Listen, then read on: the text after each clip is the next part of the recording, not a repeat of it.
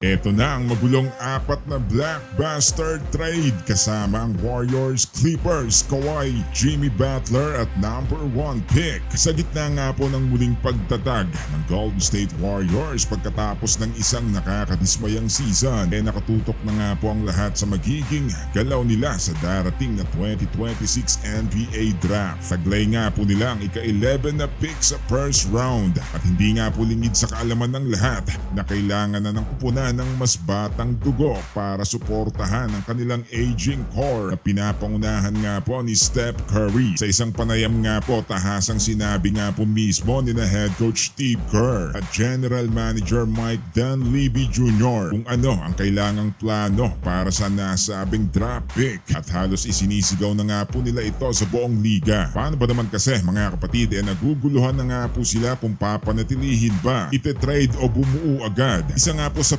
pinakamalaking desisyon na kakaharapin ng Warriors ay kung gagamitin nila ang ika-11 na pick para kumuha ng bagong manlalaro o gagamitin ito bilang trade asset para sa isang veteranong superstar. Ayon pa nga po kay GM na si Mike Dunleavy Jr., hindi niya lubusang isinasara ang pinto para sa isang trade. Gayunpaman, ang naging pahayag nga po ni Coach Kerr ang siyang nagbigay ng matinding pahiwatig kung ano ang kanilang magiging desisyon. We need some younger legs for sure, sabi nga po ni Coach Kerr. We know that. Kasalukuyan nga pong walang sapat na cap space ang Warriors para pumirma ng kalidad na manlalaro na may mas batang mga binti. Dahil dito, ang pinakamakatotohanang paraan upang makakuha ng batang talento ay ang panatilihin ang kanilang pick sa darating na draft. Malinaw nga po na hindi na kayang maghintay pa ng Warriors para sa isang proyektong tatagal pa ng ilang taon bago ganap na maging epektibo. Ang mga injury nga po ni na Jimmy Butler at Moses Moody ay lumikha ng malaking butas sa lineup, lalo na nga po sa wing position. My guess is they're going to have more of an opportunity than maybe in another year, so that will be there. Sabi nga po yan ni Dunleavy. Ibig sabihin, ang rookie na kanilang kukunin na inaasahang maglaro agad ng makabuluhang minuto para sa kupunan. Hindi na nga po gaya ng dati nang may luxury pa ang Warriors na magpaunlad ng talent sa loob ng ilang taon. Ang malawak na agwat ng kanilang championship window kasama si Steph Curry ay unti-unti nang nagsasara, kaya ang rookie na kanilang pipiliin ay dapat handa na kaagad. Sa kanila nga pong mga panayam, napansin-pansin nga po na hindi na binanggit pa ni na Kerr at Dunleavy ang pagbuo sa paligid ng 19 years na proyekto. Sa halip, binigyan din nila ang pangangailangan para sa isang manlalaro na kayang gumanap na agad. Bagamat maaari pa rin nga po silang kumuha ng isang 19 anyos, pero ang tono nga po ng kanilang mga pahayag ay nagmumungkahi rin na ang prioridad ay isang high floor na prospect, isang rookie na handa na at may sapat na gulang at kakayanan at kasanayan para mag-ambag kaagad, lalo na nga po sa depensa at opensa. Kailangan nga po nila ng isang immediate contributor. Ang malaking katanungan nga po sino ang mga posibleng piliin. Sa kasalukuyan, maraming pangalan nga po ang lumalabas bilang mga potensyal na target ng Warriors sa ika-11 na pwesto. Narito nga po ang ilan sa kanila. Una nga po itong si Axel Lenderborg from Michigan. Itinuturing na isa sa pinaka-pro ready na prospect. Sa edad na 24, may sapat na karanasan at pisikalidad ito